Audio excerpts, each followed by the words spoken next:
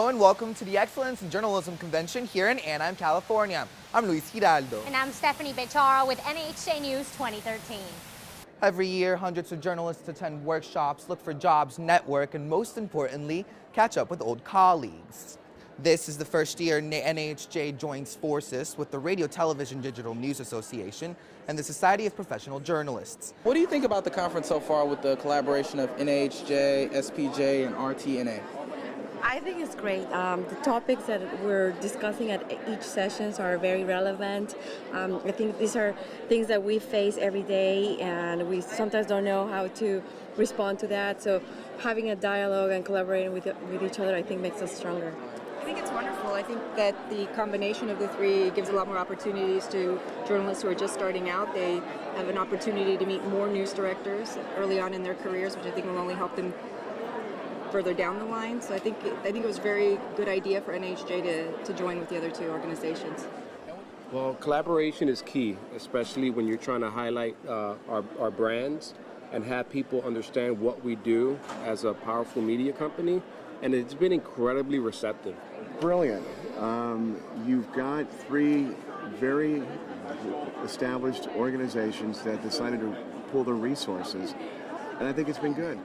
I think it's been awesome. I've spoken to individuals from both three organizations. We've gotten some really great people that we've talked to here, not only at the booth but also at our networking event. And so it's really been great just having the mixture of the three come to the conference. Currently, there's talks that Unity may lose yet another member organization. If so, the number would drop down from 5 minority groups to 3. NAHJ President Hugo Balta says NAHJ is reevaluating their continued participation with Unity. I can certainly share with you that we have concerns. We have concerns of being part of Unity. Those concerns revolve around governance, they revolve around finances, and they revolve around mission. Unlike the same concerns that NABJ had a year ago. Before a final decision is made, the issues and concerns NAHJ representatives may have will be brought up to the National Board and later be open to discussion by the members. During our sit-down interview with the president, we discussed the ups and downs during his first year in office and what he hopes to accomplish for the remainder of his term. It's been an exciting year. The 12 months has gone by very quickly, but I'm very proud of the work that the National Board, that the local boards and the members of NAHJ have done in the last 12 months. We've produced 2 regional conferences to date, 2 more for this year. But if it's one thing that I want to focus on for the remainder of my tenure, it's on a strategic plan that will assist future boards in producing events for our members, a strategic plan that works collaboratively with like-kind associations as well as sponsors so that NAHJ continues to financially, philosophically, and also programming continues to grow year to year.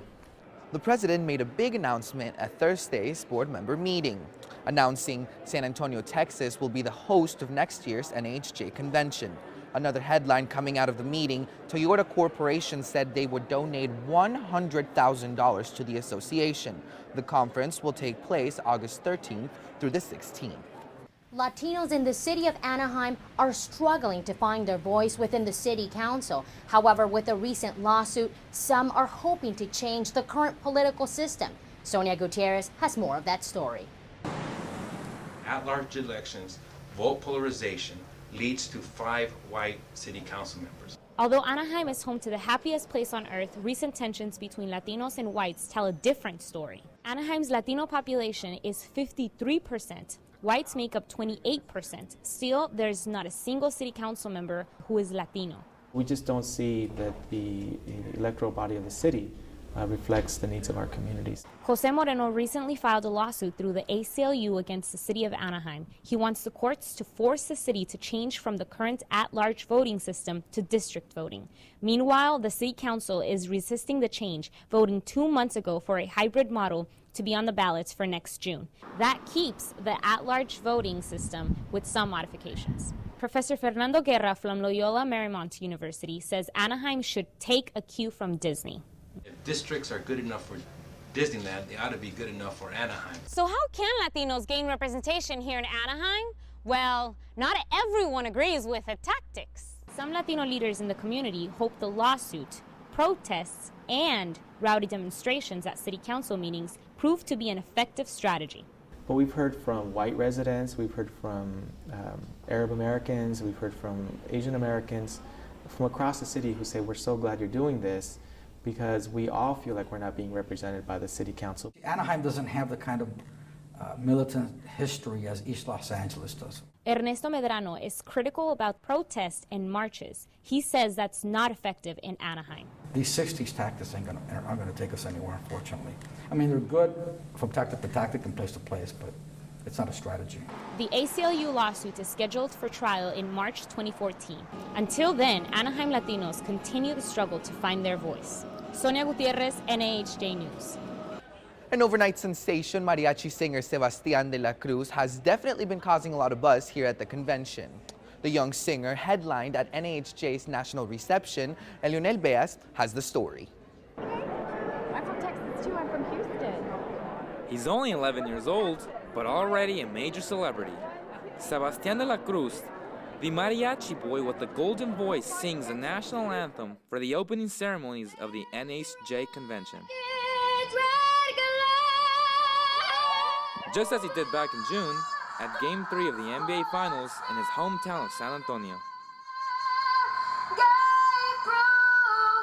That performance made him famous not just because of his talent, but also because within minutes, Twitter was bombarded with racist tweets, some calling Sebastián names, others questioning his citizenship status. There's this one lady, and she said, who this wetback coming in from Mexico to sing the national anthem? Well, they got to figure out that I'm not from Mexico. I was born in San Antonio, you know, I was bred there. When asked about the attacks in a TV interview, Sebastián showed a maturity beyond his years. His poise under such vicious abuse inspired many Latinos who felt he was unfairly discriminated against. What was your reaction with all the negativity on social media? I know that when you do things show business, there's gonna be a lot of comments that you won't enjoy to hear about yourself, but you know, it's out there. There's negativity and racism in this world. For many Latinos, he's an inspiration. As he walked around the EIJ 13 convention, some stopped to pose with him for pictures. The Telemundo news director from Atlanta burst into tears as she said her own son felt pride in being Latino because of Sebastián. Te felicito. Eres un gran embajador de nuestra cultura, te lo juro. What does Latino mean to you? Being Latino is a wonderful culture. It's not just a culture, but it's a way of expressing yourself.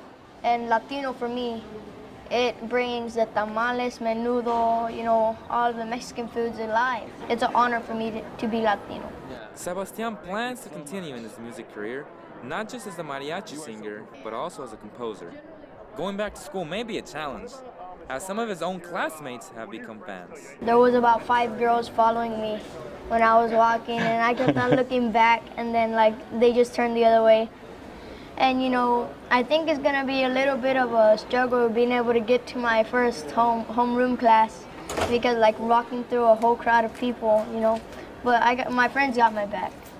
For now, the kid who showed incredible composure continues to sing in the hearts of many fans, regardless of their background.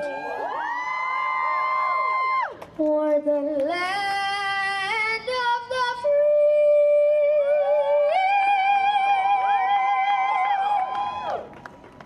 Leo Bias, NAHJ News.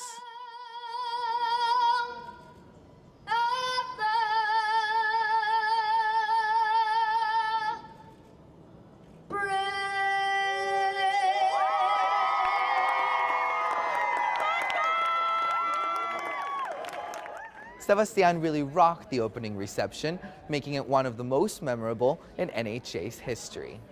Technology is changing the way we see television news, and the new product on the market is revolutionizing the way breaking news is delivered. Naomi Ogaldes tells us more about LiveU. Since the beginning of TV news, technology limitations have prevented broadcast journalists from giving up-to-the-minute real-time video. But now, broadcasters have access to devices that can live broadcast video from around the world in real time. Now you have a live view unit that gives you the ability to go live somewhere else, where you couldn't before. Many news stations are transitioning to this new portable technology and hope to save money in the process. Instead of setting up a microwave truck and bringing in a ton of feet of cable, now reporters are able to go live instantaneously using new technology like this live view. There are a few drawbacks though. The video can delay up to 12 seconds, depending on certain conditions, a remarkable long delay for live broadcasting standards. Also, the video quality can pixelate, and good cell phone access is necessary, but not always available. News managers have to make sacrifices to compromise for these limitations.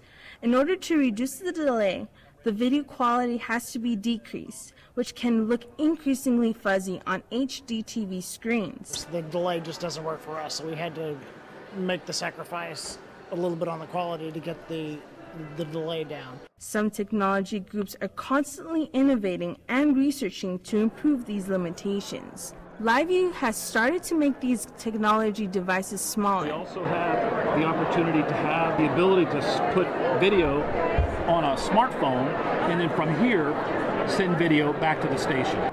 In a time when news consumers are constantly demanding news, it's a sacrifice many news directors are willing to make. Naomi Agaldes for the Latino Reporter. In the land of Disney fairy tales, one just has to believe in order to make the glass slipper fit. Now even young girls and transitioning into young women at their quinceañeras can choose to embody their Disney dream. I was invited to one girl's special day. How do you feel? Like a princess. Oh my God. Today is Elisandra Alcalà's special day. She has spent months preparing for her quinceañera. She woke up at the crack of dawn along with her family to have her hair and makeup done. Yeah, this is my dream coming true, being a princess. But it's just a dream without representation. Just a few miles away at the Disneyland Castle, the royal family of characters has no Latina princess. I mean, it would have been better if there was a Hispanic princess. Last fall, Disney debuted a new character, Princess Sophia, which at first seemed like the inclusion Hispanics were waiting for. But many criticized her for not looking the part, since she has light skin and blue eyes. Disney responded with a statement on the Sophia the First Facebook page, saying she is not Latina. Quote, Sophia's world reflects the ethnically diverse world we live in, but it is not our world. It is a fairy tale and storybook world that we hope will help spur a child's imagination. The page no longer exists. This is the last doll that she has like a girl. Norma Capitanacci of Quinceañera magazine sells the dream, but believes Disney has fallen short. The high heels, the tiara, the Bible, the first dance with the dad, all that I think is nice to keep it in our culture, and mostly to be focused on all the family is being part of celebrating a quinceañera. A few months ago, Disney released its own line of quince dresses inspired by its own line of Disney princesses, an outreach to the Latina community. But still no actual Latina princesses. Why not? And when will they get one? Disney arranged to provide a spokesperson, then canceled, claiming they had a lack of resources. So for now, Latina girls around the world will settle for their own imagination as they are left to make their own dreams come true. As of now, Disney's working alongside Pixar to create a movie that embodies the Hispanic community. The project will be based around the Mexican tradition of the Day of the Dead. Thank you for joining us at NAHJ News 2013. We hope you enjoy the Excellence in Journalism Convention here in Anaheim. And we hope to see you next year in San Antonio, Texas.